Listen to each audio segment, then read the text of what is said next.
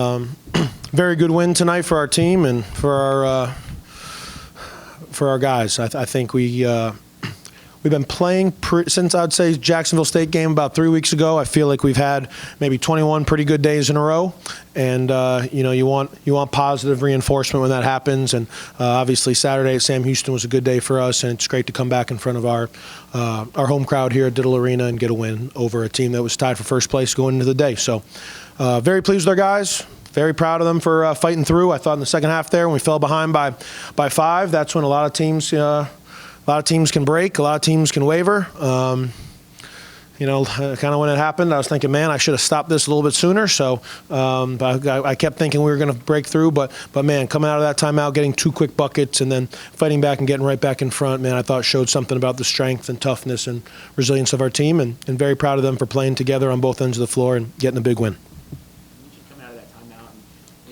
Came out of halftime and won an 8-1 run. What do you kind of say to your guys in those breaks to get them going? I don't know. We try to get organized on offense. I think that's a key. The first play of the second half kind of ran a little set design play. Tyrone drove baseline, and we set kind of a back screen on the weak side for Christian. He made a big shot. And I think part of it is just I just think we play at such a, I wouldn't say the up and down speed, but obviously we're playing, 9 guys and we're active and we're a little small. So on both ends of the floor, there's a lot of cutting, there's a lot of helping. So sometimes when we do just get a little bit, when the play goes for 2.5, 3 minutes, I think we get a little tired. So, I probably just need to be smart about using our 9 guys as depth, making sure we substitute a little bit. At that timeout, we rotated some guys, and I didn't think it was because I was disappointed in how we were playing. I just thought we got a little worn out. So almost when we got fresher, get rejuvenated, and I've been trying to tell myself to make sure I'm playing all 9 guys all the way till the end, because we can still wear people down. I thought Jalen Jackson brought a lot to the table. Braxton Bayless brought a lot to the table. Jack Elam was in there for about a 8 to 10 minute stretch in the second half, brought a lot to the table. Leroy and Blaze played their hearts out and protected that rim, and I don't have a stat sheet in front of me, so I don't know statistically what it looks like they did, but man, they were a physical presence protecting the rim. So I just think we were able to kind of reset. We were able to kind of focus one possession, one play at a time, both on offense and defense. And you're right, the start of the second half was good, and they kind of came back. And then obviously after that timeout, I thought we made a run, and we were able to stay in front the rest of the way. The stat sheet says Christian missed 4 shots. I'm really not sure. How many did he make? 11. 11 for 15 is not bad. Can you just talk about his night? He deserves a night like that. He works his tail off now. Like Christian is, he does a lot for us. I mean, he was on Saturday, he guarded Lamar Wilkerson most of the game. Tonight, obviously, the kid Bynum is one of the best three-point shooters in the country. Man, Christian's chasing him around.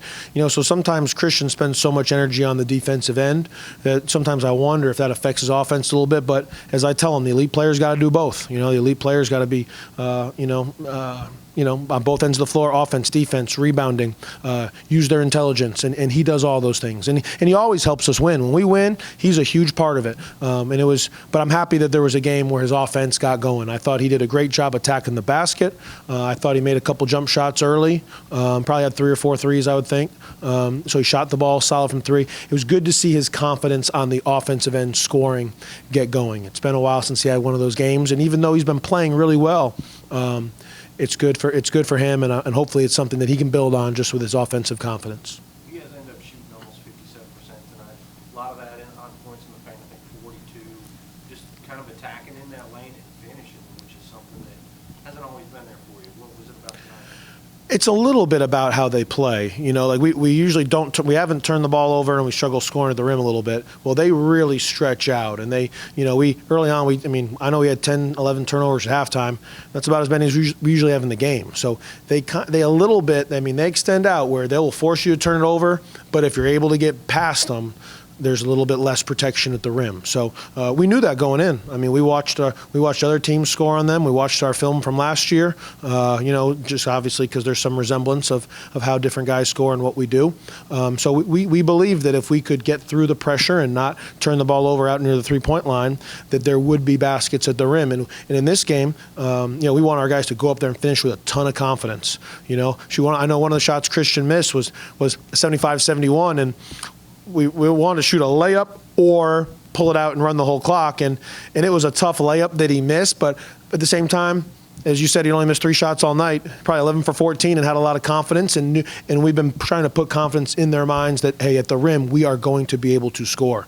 And Christian and Don, I thought, did a great job in the second half at scoring from kind of right in front of that rim area. Obviously, some other guys I thought made a couple, obviously made some great scoring plays too. So at the same time, I would say I know the two of them had 48 out of 78 points. So when they're going and you get the ball in their hands and they're taking a lot of the shots, sometimes you do get a higher percentage. And obviously, even though they've both had ups and downs, they're two guys that need to be main offensive weapons for us to be successful. You are looking down the stretch. I mean, in that final few minutes, I know you guys had some buckets, and UTEP was able to respond with the and 1-3. Yeah. When you're going back and forth like that. They missed the free throw. Missed the free throw. Yep. But That helped. when you're going down the stretch, what can you say about that composure of your team when you're going back and forth like that? It's I thought they were very, very good tonight. And I think some of the ups and downs we've been through have led to that. I thought we had moments early on. I think we won 4 or 5 games before Christmas when we were losing at halftime. And we almost got this confidence that, hey, man, we're always going to be good. But then we had a little stretch after Christmas where some doubt got in our minds. So it's our day-to-day habits, like I said, for the last 21 days have been very, very good. And we talk in timeouts. I think with 3 minutes to go, we said, hey, guys, we're going to make mistakes and things are going to go wrong. They're going to make mistakes, things to go wrong. Whoever is able to stay strong through it is the team that's going to win the game.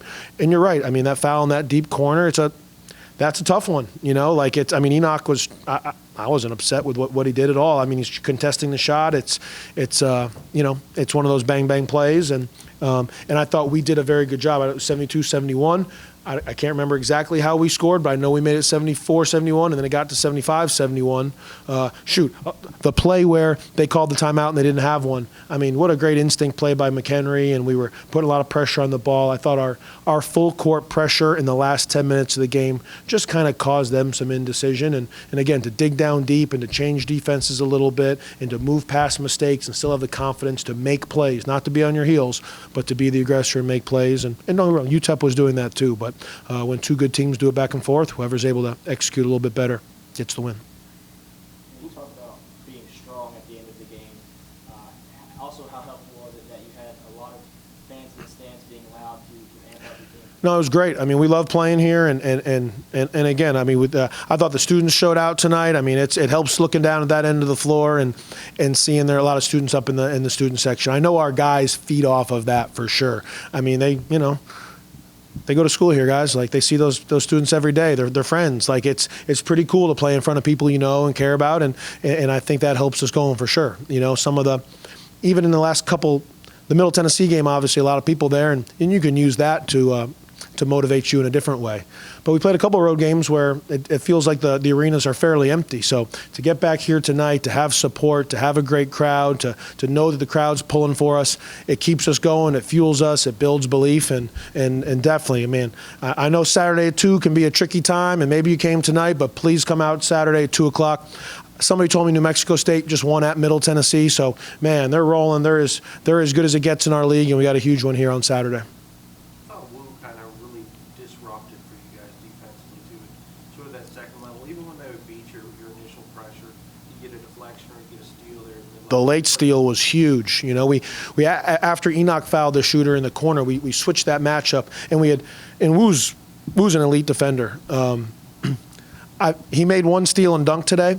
I feel like Woo has made a few less highlight steal and dunk plays this year, but I promise you he is guarding 10 times at the level where he was a year ago. He is making, end of the Sam Houston game, end of the game tonight, his instincts and length and confidence to make plays. He had 4 fouls tonight there late in the game, and to get that steal, the ball's on the ground. We knew that he knew, forget what we knew, Woo knew, that Terrell was going to drive right, and he was plugged right there in the gap, and, he's able to use his length and instincts and obviously knock the ball loose. So he can guard anybody 1 through 5. He's willing to guard anybody. Doesn't care what position or number you call him or anything like that. I think Woo was playing very, very good basketball, and to be able to execute at the end of the game with 4 fouls is not easy to do. Shows some real leadership and experience, and it was huge for us. Appreciate you guys.